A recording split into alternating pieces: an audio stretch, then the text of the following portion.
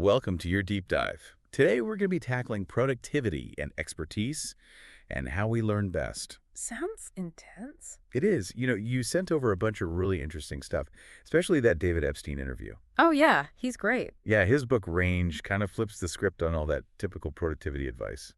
It does seem like you're looking for ways to boost your own productivity. Yeah.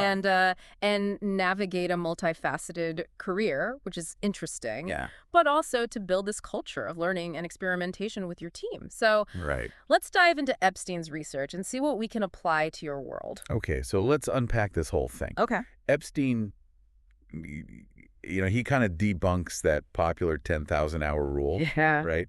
This idea that if you practice anything for 10,000 hours, you're going to be a master. Right. It's like the magic number Yeah. that you just got to hit. Yeah, and he argues that it's way too simplistic and it can be misleading. It is. Yeah, and he highlights that the original research actually had some flaws. Oh, really? Yeah, like a super small sample size of elite violinists. Okay. And it didn't even consider like individual variations in how fast people learn Oh, wow. or other factors like how much sleep they were getting. Yeah. And the top violinists were getting way more sleep. Interesting. So who knows? Maybe that's the secret to success. Yeah, right. More sleep. Yeah, right. More sleep, less practice. Yeah. So what's fascinating is that he doesn't dismiss the importance of practice altogether. Right. He just emphasizes that we need to understand what type of task we're trying to learn. Okay, that makes sense. Yeah. So he talks about kind learning environments. Okay. Like chess or golf, Uh-huh. where the rules are super clear and the patterns repeat themselves over and over and feedback is immediate. Right, like, if you hit the golf ball, you see exactly Well, where it lands. exactly. If you make a bad move in chess, you immediately know. Right. So in these areas, focused practice can lead to mastery. But that's not really the world most of us live in, right? Right. It's not so black and white. Our work is way more complex. It's constantly evolving. Right. And the rules are always changing. Exactly. Yeah, he calls those wicked learning environments. Wicked. Wicked. Yeah, so think about things like managing teams or entrepreneurship or even DJing, which you said you were learning. Yes. The rules change constantly. Feedback is delayed. Right. And what worked yesterday might not work today. So in these wicked environments, blindly putting in 10,000 hours on one skill might not be the best strategy. Right. Interesting. Yeah, instead he suggests that developing a broader set of tools or skills, what he calls skill stacking, Skill stacking, I like that. becomes much more valuable. So instead of like going deep in one thing, you're going broad. Exactly. Right. It's about having a versatile skill set that you can adapt to different situations. I like it. Yeah, and he uses the example of Nintendo's founder Gunpei Yokoi, Okay. who wasn't really, at the cutting edge of electronics knowledge, Uh-huh. but he was really good at combining existing technologies in new ways. And this led to huge hits, like the Game Boy. Wow. So he was like a master tinkerer. Exactly. Right. And he called it lateral thinking with withered technology. That's a great phrase. It is. I love that. And it can be surprisingly powerful. So maybe instead of you feeling like you need to master one specific area, Yeah. you could leverage, that design skill you mentioned Right. that you've kind of been neglecting. You designed that really cool app in college. Yeah. Do you think that could be an asset now? It definitely could be. Yeah. I mean, think about it this way. Yeah. You're dealing with constantly shifting demands, delayed feedback, Right. and this need to improvise. Uh-huh. It's not just about what you know. It's about how you can connect the dots between different skills. Right. And this resonates with your goal of building a culture of experimentation on your team. Right. It does. Yeah, because I've implemented, some things like the head of failure role. Oh, yeah? You mentioned that? Yeah, and failure assistants at each department. But Yeah. there's still that pressure to always win, even after we hit number one. I see what you mean. It's like you're always striving for that next big thing. Yeah. But, this is where Epstein's explore-exploit trade-off comes in. Okay. Think of it like this. Yeah. Choosing between sticking with your proven marketing strategy, Okay. which is exploit, or experimenting with a risky new platform, which is explore. Right. So exploit is what we know, and explore is going out and trying new things. Exactly, and both have their place. Yeah. But teams often get stuck in that exploit mode, Yeah. doing what's worked before. Right. We get comfortable. Exactly. But to stay innovative, you need to deliberately shift into explore mode. Okay. Try new things. And yes, risk failure. So encouraging my team to share both wins and failures openly is key. It is. Yeah.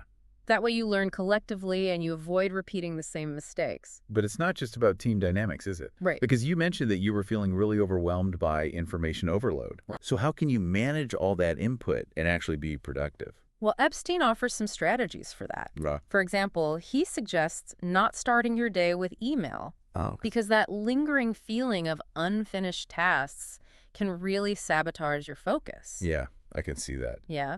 And he recommends starting with the one task Okay. that, if completed, would make your day a success. Okay, so it's about like prioritizing. Exactly. Yeah. And understanding your own productivity patterns. So like knowing when I work best. Exactly. Okay. You know, are you a morning person? Are you a night owl? Yeah. When do you do your best thinking? Right. And he also debunks multitasking, Yeah. which, let's be honest, most of us do. Oh yeah, I'm totally guilty of that. Right. Yeah. But research shows that rapidly switching between tasks actually has this mental switching cost, Oh wow. making us less efficient Okay. and more stressed. So we think we're doing more, but we're actually doing less Exactly. and feeling worse. And feeling worse. This makes me think about all those times I've tried to write while answering emails and planning meetings. Oh. Not exactly a recipe for success. Right, you're spreading yourself too thin. Yeah. Instead, he suggests blocking off time for focused work, Okay. minimizing distractions. So like turning off notifications. Exactly. Maybe even like turning off music. Yeah, sometimes even music can be a distraction. Right? It's about creating those pockets of uninterrupted time where you can really dig in and do your best work. So those self-regulatory practices that Epstein talks about, like planning experiments to improve and monitoring your progress and evaluating what worked, that's all super crucial here. It's like becoming your own productivity scientist, I like that. figuring out what works best for you and constantly tweaking your approach. And it's not just about how I do things personally, right? Right. This applies to how I lead my team too. Absolutely. So like, remember how I said I was trying to figure out how to get my team to think more creatively Yes. and challenge their assumptions? Right, because it's easy to get stuck in those routines. It is, yeah. Well, Epstein highlights some fascinating research on forecasting, Okay. and he found that foxes, those who draw on a wide range of information and viewpoints, Okay.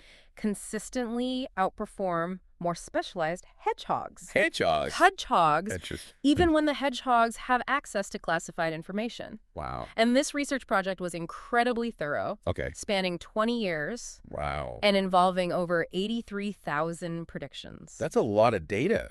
It is, which really makes the findings compelling. So it's not just about being like an expert in one area. It's Right. about being open to different perspectives and being willing to adapt your thinking.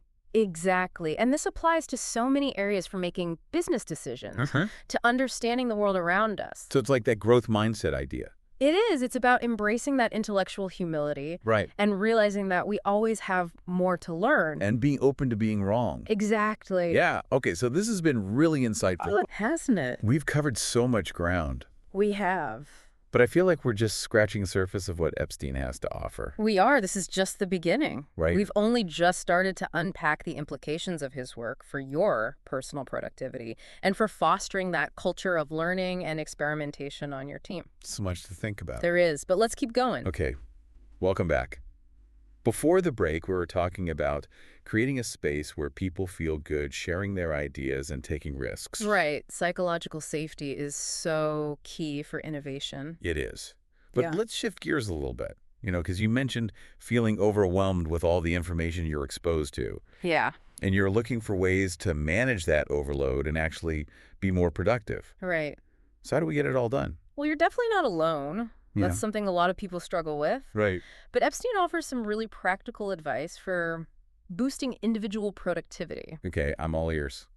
He suggests not starting your day with email. Yeah, because that constant stream of messages can really create a sense of overwhelm.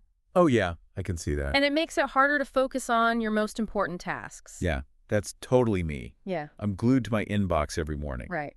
But if I'm not starting with email, where do I start? He suggests starting with the one task Okay. that if you completed, it would make you feel like the whole day was a success. Okay, so it's about prioritizing. Exactly. Yeah. It's about focusing on what truly matters. And not getting bogged down in the little things. Exactly. Don't get lost in the weeds. I love that it's like identifying your big win for the day Right. and building momentum from there. Exactly. It sets you up for success. Yeah, I like it. He also debunks multitasking, Uh-oh. which, let's be honest, most of us do. Oh, yeah, totally guilty of that. But research shows that it actually makes you less efficient Really? and more stressed. So we think we're doing more, but we're actually doing less. Exactly. And feeling worse. And feeling worse. This makes me think about all those times I've tried to write while answering emails and planning meetings. Oh, yeah. Classic. Not exactly a recipe for success. Right. You're spreading yourself too thin. Yeah. Instead, he suggests blocking off time for focused work. Totally. Minimizing distractions. So like turning off notifications. Exactly. Maybe even like turning off music. Yeah. Sometimes even music can be a distraction. Right. It's about creating those pockets of uninterrupted time where you can really dive deep and get things done.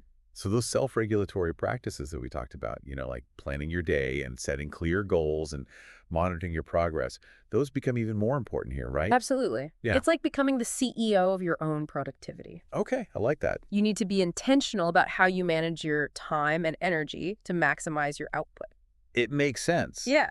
But it's not just about output, right? Right. It's also about sustainability. It is. Like, I need to be able to maintain this focus and productivity over the long term. Ah. One of my biggest fears is burning things down in my personal life because I'm so driven in my work. I get that it's something a lot of high achievers struggle with. Nice. It's that drive to always be in becoming. Yeah. Constantly striving for something new and better. Always reaching for that next goal. Exactly. And while that can be incredibly valuable in your work, Yeah. it can also be destructive in your personal relationships Right. if it's not balanced with appreciation for what you already have. So it's like you need to find that sweet spot between growth and contentment. Exactly. It's like you need to be able to push yourself without losing sight of the things that really matter. I think that's beautifully put. And Epstein also talks about the importance of sleep. Oh, yeah. It might seem counterintuitive in our always-on culture, but getting enough rest is crucial for productivity and creativity. He's absolutely right. Yeah. Think back to that study on the 10,000-hour rule. Remember how the top violinists were also sleeping way more Oh, yeah. than the other groups? Yeah, that's true. It suggests that rest and recovery are just as important as deliberate practice Wow. That's a good point. when it comes to developing expertise.